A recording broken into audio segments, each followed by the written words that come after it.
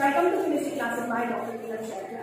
आज के इस वीडियो में मैं आपको आयनिक कंपाउंड्स की क्रिस्टल स्ट्रक्चर्स और रेडियस रेशियो के बीच में रिलेशन बताऊंगी और बताऊंगी कि रेडियस रेशियो के आधार पर हम किस तरह से किसी भी आयनिक कंपाउंड के क्रिस्टल स्ट्रक्चर को एक्सप्लेन कर सकते हैं। जितनी भी इनर्ट गैसेस हैं या मेटल्स हैं, ये सभी क्लोज पैकिंग स्ट्रक्चर में ही क्रिस्टलाइज होते हैं, क्योंकि इन सभी में जो पार्टिकल्स हैं वो समान होते हैं। तो पार्टिकल समान होने के कारण इनमें आसानी से क्लोज पैकिंग हो जाती है। लेकिन जो आयनिक कंपाउंड्स हैं उनमें हम केवल क्लोज पैकिंग के आधार पर क्रिस्टल स्ट्रक्चर को एक्सप्लेन नहीं कर सकते। क्यों? क्योंकि जो आयनिक कंपाउंड्स हैं वो दो प्रकार के आयन से मिलकर बनते हैं, यानी कि आयनिक कंपाउंड्स में पार्टिकल्स दो प्रकार के होते हैं। ये पार्टिकल्स हैं कैटायन और एनायन। और कैटायन का साइज छोटा होता है, स्मॉल होता है, जबकि एनायन का साइज लार्ज। तो ये पार्टिकल्स जो हैं इनके साइज डिफरेंट है और इन पर चार्ज डिफरेंट है। कैटायन पर पॉजिटिव चार्ज है और एनायन पर नेगेटिव चार्ज। तो आयनिक कंपाउंड्स के जो क्रिस्टल्स होते हैं उनमें ये आयन सभी आपस में कूलम्बिक फोर्स के द्वारा बॉन्डेड रहते हैं। यानी हम ये कह सकते हैं कि इन कैटायंस और एनायंस के बीच में इलेक्ट्रोस्टैटिक फोर्स ऑफ अट्रैक्शन होता है।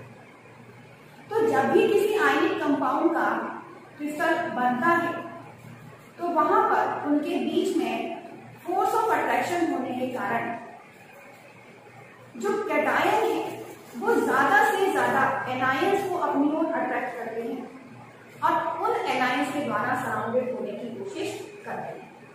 बिल्कुल इसी तरह से एनायंस क्या करते हैं, अपनी ओर ज्यादा से ज्यादा संख्या में कैटायंस को अट्रैक्ट करते हैं और उन कैटायंस के द्वारा सराउंडेड होने की कोशिश करते हैं। तो इस तरह से हम कह सकते हैं कि एक आयनिक क्रिस्टल में एक कैटायन चारों ओर से एनायंस के द्वारा सराउंडेड रहता है और एक एनायन अपने चारों ओर से कैटायन के द्वारा सराउंडेड रहता है। तो एक कैटायन उस आयनिक क्रिस्टल में जितने एनायंस के द्वारा सराउंडेड होता है, एनायंस की वो संख्या उस कैटायन का कोऑर्डिनेशन नंबर कहलाती है। और इसी तरह से एक पर्टिकुलर एनायन जितने कैटायंस के द्वारा सराउंडेड रहता है, कैटायंस की वो संख्या उस एनायन का कोऑर्डिनेशन नंबर कहलाती है। तो किसी भी आयनिक क्रिस्टल में इन आयंस का अरेंजमेंट और इनके कोऑर्डिनेशन नंबर ये डिपेंड करते हैं रेडियस रेशियो। और रेडियस रेशियो क्या है तो समझिए।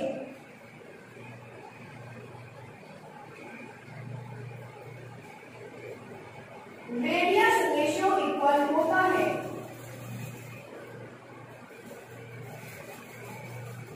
Radius of cation upon radius of anion.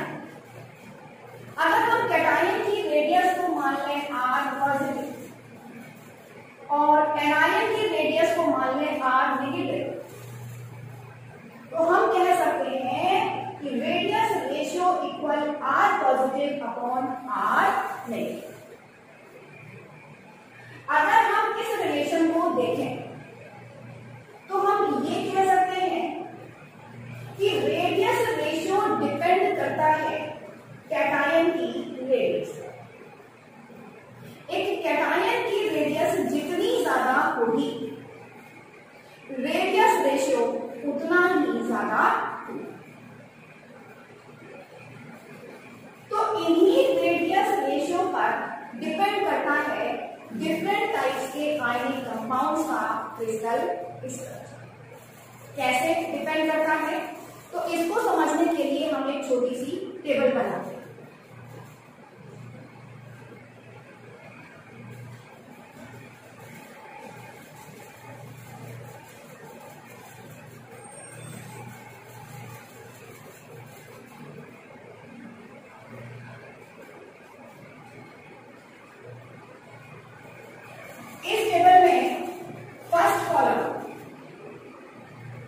बनाएंगे।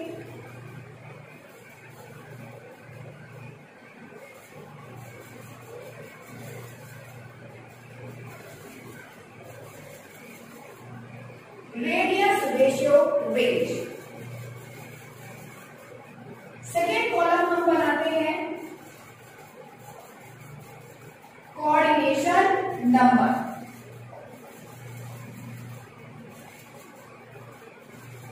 और थर्ड कॉलम बनाते हैं शेप ऑफ पार्टिकल अरेंजमेंट और कह सकते हैं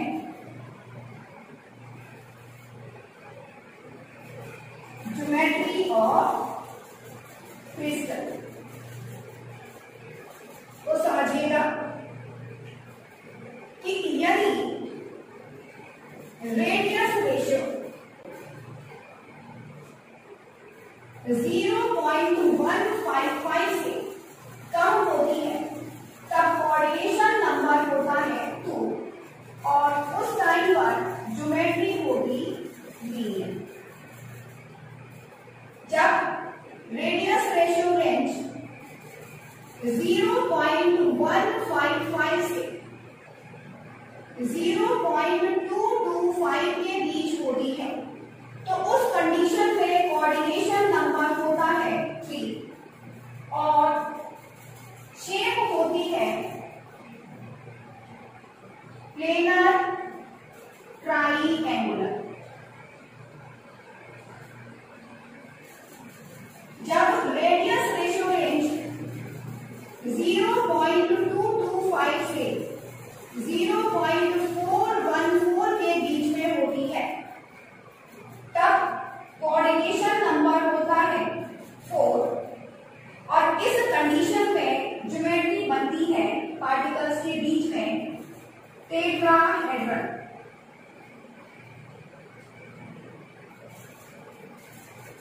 जब रेडियस रेशियो होता है 0.414 से 0.732 के बीच तब कोऑर्डिनेशन नंबर होता है 6 और इस कंडीशन में जो पार्टिकल अरेंजमेंट होता है उसकी शेप होती है ऑक्टाहेड्रन।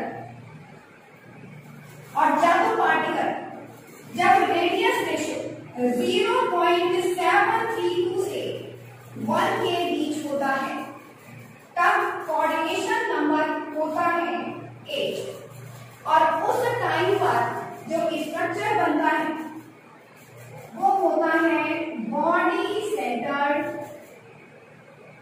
क्यूबिक। तो इस तरह से ये रेंजेस दी हुई हैं रेडियस रेशियो की। इन्हीं रेंजेस के बीच ये कोऑर्डिनेशन नंबर होते हैं और पार्टिकल अरेंजमेंट आयनिक क्रिस्टल्स में इन टाइप्स का होता है। अब पार्टिकल अरेंजमेंट इस टाइप का क्यों होता है या कोऑर्डिनेशन नंबर ये इन रेंजेस में क्यों, तो समझने की कोशिश कीजिएगा।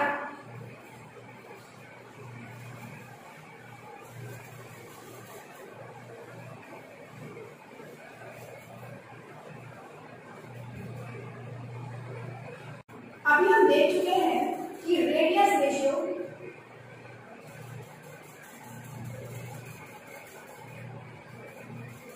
होता है R positive upon R negative. यानी कि इस रिलेशन से हमको ये पता चल रहा है कि कैटायन का साइज जैसे जैसे बढ़ेगा वैसे वैसे ही रेडियस रेशियो भी बढ़ता चला जाएगा। अब यहां पर आप एक बात समझने की कोशिश कीजिएगा कि एक कैटायन का साइज जैसे जैसे बढ़ता है वो उतने ही ज्यादा एनायंस को अपनी ओर अट्रैक्ट करता है। यानी कि जैसे जैसे कैटायन का साइज बढ़ेगा उसकी ओर अट्रैक्ट होने वाले एनायंस की संख्या बढ़ती चली जाएगी और ये एनायंस उस कैटायन की सरफेस से टच हो जाएंगे, यानी जितने ज्यादा एनायन उसकी सरफेस से टच होंगे वो अपनी संख्या के अनुसार टच होकर उससे क्लोज पैकिंग कर लेंगे और उस क्लोज पैकिंग में वो एक वॉइड संख्या के अनुसार बना लेंगे जिसमें वो कैटायन बिल्कुल फिट हो जाएगा। तो वॉइड की रेडियस और कंस्टिट्यूएंट पार्टिकल्स की रेडियस के बीच हमने आपको कुछ रिलेशंस बताए थे पिछले वीडियो में। तो उन्हीं रिलेशंस को इन रेडियस रेशियो के रिलेशन से कोरिलेट करके हम बता सकते हैं किसी भी क्रिस्टल का, आयनिक क्रिस्टल का क्रिस्टल स्ट्रक्चर। तो आपको एक एग्जांपल लेकर हम बताते हैं कि यदि किसी कैटायन की रेडियस इतनी बड़ी है कि उसके चारों ओर 6 एनायंस अट्रैक्ट हो गए, तो ये जो 6 एनायंस हैं वो क्या करेंगे, अट्रैक्ट होकर बिल्कुल उसकी सरफेस से टच हो जाएंगे और उसकी सरफेस से टच होकर एक क्लोज पैक्ड स्ट्रक्चर बना लेंगे। और क्लोज पैक्ड स्ट्रक्चर जब ये 6 एनायंस बनाते हैं तो उनके बीच एक ऑक्टाहेड्रल वॉइड बन जाती है। और जब एक ऑक्टाहेड्रल वॉइड बन जाती है तो ऑक्टाहेड्रल वॉइड के लिए जो रिलेशन है स्मॉल r इक्वल 0.414r, इस रिलेशन के अनुसार अगर r positive upon r negative radius ratio 0.414 है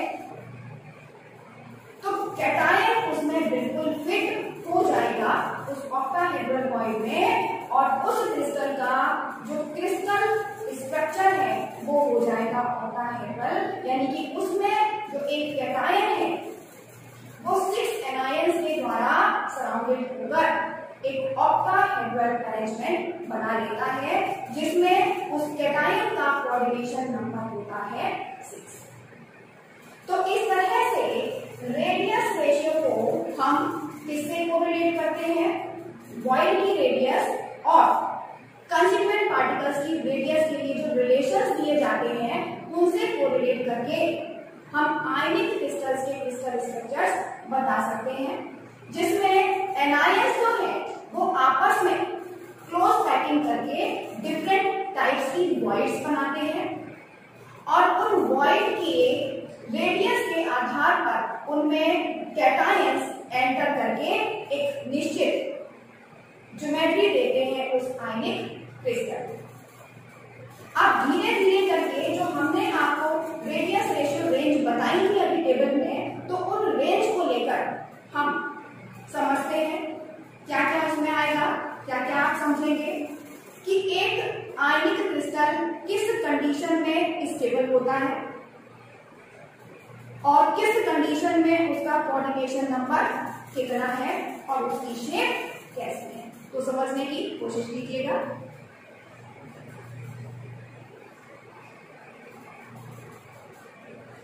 हम स्टार्ट करते हैं सबसे पहले कि जब रेडियस रेशियो की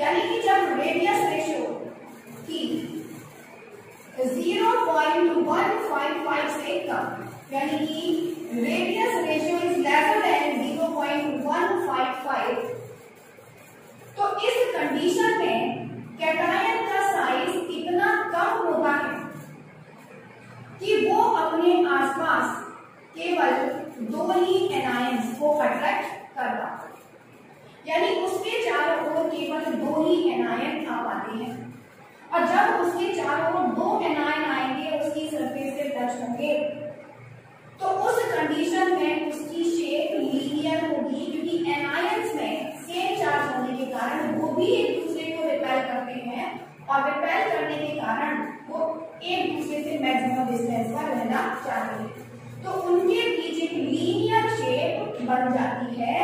इसीलिए हम कहते हैं कि जब रेडियस रेशियो 0.155 से कम है तो उस कंडीशन में आयनिक क्रिस्टल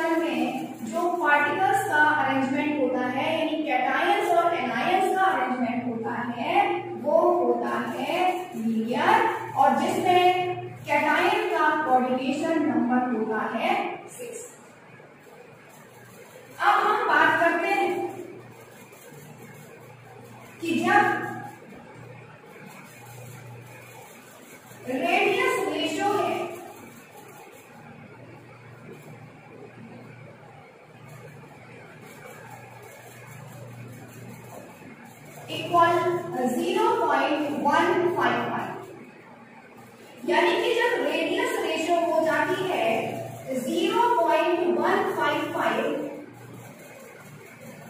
तो ये वॉइड और कंस्टिट्यूएंट पार्टिकल्स के लिए एक रिलेशन होता है small r equal 0.155 capital R, और ये रिलेशन होता है ट्राइएंगुलर वॉइड्स के लिए। तो जैसे ही रेडियस रेशियो 0.155 होगा, उस कैटायन की रेडियस इतनी बड़ी हो जाती है कि उसकी सरफेस से फ्री एनायंस बिल्कुल टच कर जाएंगे, यानी कि वो कैटायन उस कंडीशन में फ्री एनायंस के द्वारा सराउंडेड हो जाता है। और ये फ्री एनायंस सराउंडेड होकर कैसी शेप बनाते हैं? Planar triangular. और इस कंडीशन में कोऑर्डिनेशन नंबर कैटायन का होगा 3। कैटायन का कोऑर्डिनेशन नंबर हो जाता है किस तरीके से पार्टिकल्स, यानी कि जो एक कैटायन है वो इस तरीके से 3 एनायंस के द्वारा सराउंडेड है। बीच में जो ये वॉइड बनी ट्राइएंगुलर वॉइड, उसमें क्या है फिर कैटायन, ये 3 एनायंस बिल्कुल फिट हो जाता है। अब आगे समझिएगा, रेडियस रेशियो को हम और बढ़ाएं, यानी कि अब हमने माना कि जो रेडियस रेशियो है वो 0.155 से ज्यादा है। तो जब 0.155 से रेडियस रेशियो ज्यादा होगा, यानी कि हम ये कह रहे हैं कि कैटायन का साइज बढ़ गया। कैटायन का साइज बढ़ने पर क्या होगा कि अब इस वॉइड का साइज तो छोटा है, जब 3 पार्टिकल्स एनायंस बिल्कुल एक दूसरे के टच में, और कैटायन का साइज यहां पर बढ़ गया। तो वो कैटायन क्या करेगा इस कंडीशन में? अटैच तो 3 से ही होगा, लेकिन उन 3 एनायंस को वो एक दूसरे से दूर धकेलेगा, और इस कंडीशन में ये एनायन एक दूसरे को टच नहीं करते। और साथ में अगर हम देखें तो हम ये भी कहते हैं कि एक कैटायन की सरफेस का एनायन की सरफेस से जो टच है वो भी कम हो जाता है। तो जो ये टचिंग सरफेस है इन दोनों के बीच में, वो कम होने के कारण इनके बीच फोर्स ऑफ अट्रैक्शन भी कम हो जाता है। तो फोर्स ऑफ अट्रैक्शन कम होने के कारण जो भी इस टाइप के क्रिस्टल्स बनेंगे उनकी स्टेबिलिटी भी कम हो जाती है। यानी हम ये कहेंगे कि जब रेडियस रेशियो 0.155 से कैसी हो गई, ज्यादा है, तो उस कंडीशन में पार्टिकल अरेंजमेंट तो रहेगा प्लेनर ट्राइएंगुलर, लेकिन उस कंडीशन में जो स्टेबिलिटी होगी क्रिस्टल स्ट्रक्चर्स की वो कम हो जाएगी। अब हम आगे बढ़ते हैं। रेडियस रेशियो बढ़ते बढ़ते पहुंच गया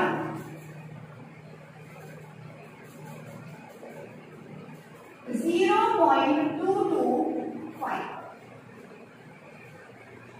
जैसे ही रेडियस रेशियो बढ़ के पहुंच गया 0.225 पर, तो ये रेडियस रेशियो कोरिलेट होता है वॉइड्स के लिए। कौन सी वॉइड्स? टेट्राहेड्रल वॉइड्स के लिए relation small r equal 0.225 r। तो इस रिलेशन से ये कोरिलेट होता है।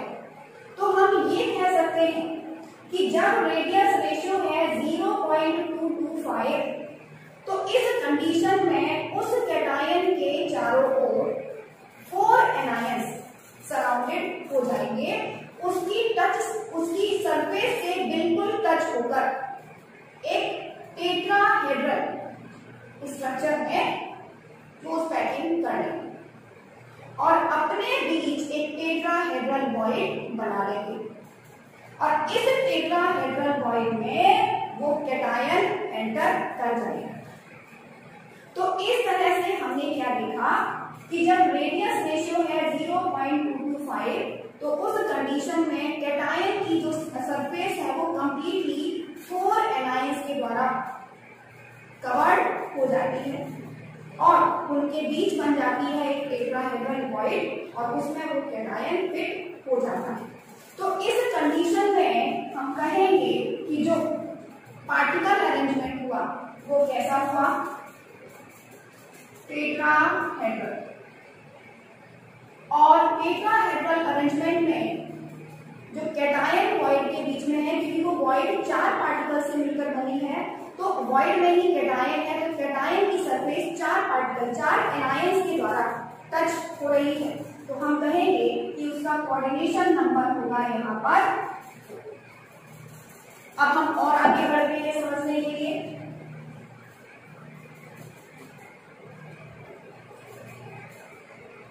अब हमने माना कि जो रेडियस रेशियो वो 0.225 से ज्यादा हो गया। जब रेडियस रेशियो 0.225 से ज्यादा हो गया फिर वही बात आ गई कि अब जो कैटायन है, रेडियस रेशियो ज्यादा होने का मतलब कैटायन का साइज और ज्यादा बढ़ गया और जब कैटायन का साइज बढ़ जाएगा तो उस कंडीशन में अब वो टेट्राहेड्रल वॉइड में एंटर नहीं कर पाएगा। तो वो क्या करता है, कैटायन जो उसके चारों ओर 4 एनायंस हैं उनको एक दूसरे से दूर धकेलेगा। जब दूर धकेलेगा तो वो बीच में आ गया और उसी तरीके से टेट्राहेड्रल शेप में वो 4 एनायन लगे हुए हैं, लेकिन अब वो एक दूसरे के टच में भी नहीं है और इस कंडीशन में वो कैटायन की भी कंप्लीट सरफेस को टच नहीं करते। तो इस कंडीशन में भी कैटायन और एनायंस के बीच में फोर्स ऑफ अट्रैक्शन कम हो जाता है, जिसके कारण शेप तो रहेगी आयनिक कंपाउंड की टेट्राहेड्रल, लेकिन उसकी स्टेबिलिटी कम हो जाए। अब हम फिर आगे बढ़ते हैं कि रेडियस रेशियो बढ़ते बढ़ते अब हमने माना हो गया इक्वल 0.414। जब रेडियस रेशियो 0.414 हो जाता है तो ये रेशियो ऑक्टाहेड्रल वॉइड्स के लिए relation small r equal 0.414 capital R से कोरिलेटेड हो जाता है। यानी कि इतना रेडियस रेशियो होने पर जो कैटायन है उसकी रेडियस इतनी ज्यादा हो जाती है कि उसके चारों ओर 6 एनायंस अट्रैक्ट होते हैं और ये 6 एनायंस उसकी सरफेस से टच होकर एक क्लोज पैक्ड स्ट्रक्चर बनाते हैं, हेक्सागोनल लाइक ऑक्टाहेड्रल स्ट्रक्चर बनाते हैं। और ये जो ऑक्टाहेड्रल स्ट्रक्चर है इसके बीच में बनती है ऑक्टाहेड्रल वॉइड और इस वॉइड में वो कैटायन एंटर कर जाता है। जब वो कैटायन एंटर कर जाएगा तो उस कंडीशन में उसका कोऑर्डिनेशन नंबर कितना होगा, उसका कोऑर्डिनेशन नंबर होगा 6 और ज्योमेट्री होगी ऑक्टाहेड्रल। यानी कि इस कंडीशन में जब रेडियस रेशियो है 0.414 तब ज्योमेट्री है ऑक्टाहेड्रल और कोऑर्डिनेशन नंबर है 6। अब हम आगे बढ़ते हैं। अब हम फिर मानते हैं कि रेडियस रेशियो अब 0.414 से ज्यादा हो गया। जब रेडियस रेशियो 0.414 से ज्यादा हो जाता है तो उस कंडीशन में फिर वही बात आती है कि अब वो ऑक्टाहेड्रल वॉइड में कैटायन बिल्कुल उस तरीके से फिट नहीं हो सकता है। तो उस कंडीशन में वो उन 6 एनायन को अपने से दूर धकेलेगा तो फिर पहले की तरह से कैटायन और एनायन के बीच में फोर्स ऑफ अट्रैक्शन कम हो जाएगा।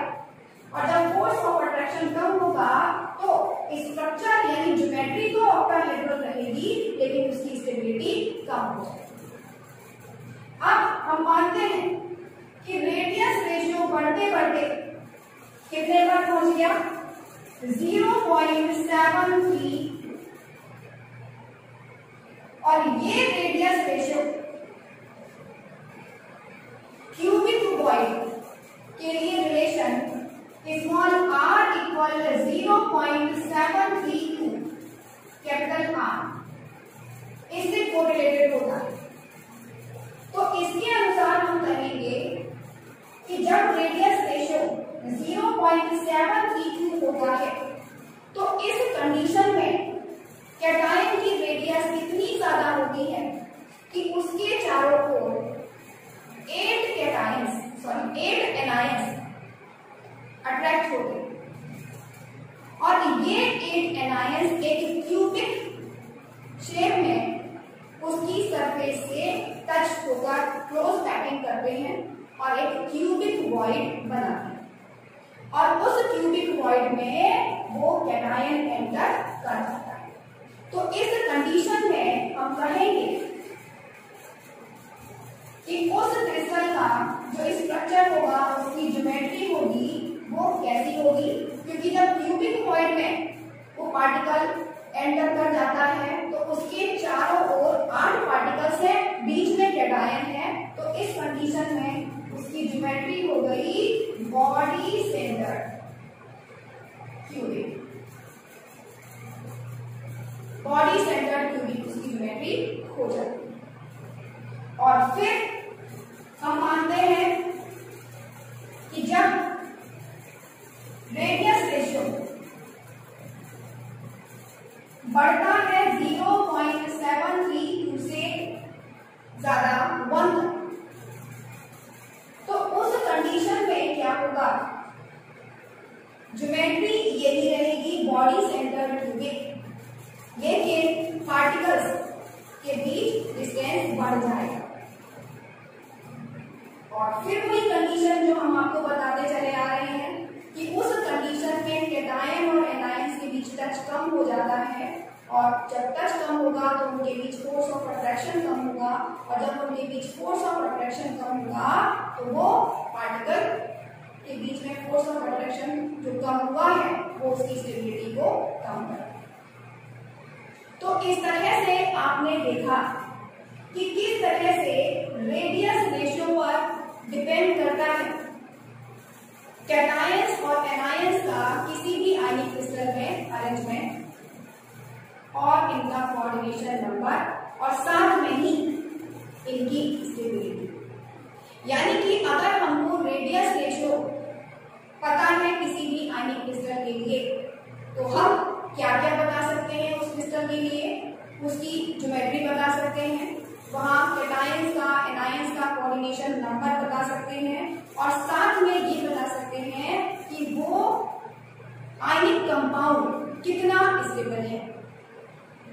तो इस तरह से आज आपको रिलेशन समझ में आ गया होगा रेडियस रेशियो और आयनिक क्रिस्टल्स के स्ट्रक्चर के बीच में। तो अब रिलेशन समझने के बाद मैं आपसे कहना चाहूंगी कि यदि आपको ये वीडियो पसंद आया है, समझ में आया है तो प्लीज मेरे इस वीडियो को लाइक करें, शेयर करें और अगर अभी तक आपने मेरे इस YouTube चैनल को सब्सक्राइब नहीं किया है तो उसको सब्सक्राइब करें जिससे मेरे आने वाले वीडियोस की नोटिफिकेशन आपके पास सबसे पहले पहुंचे। Thank you.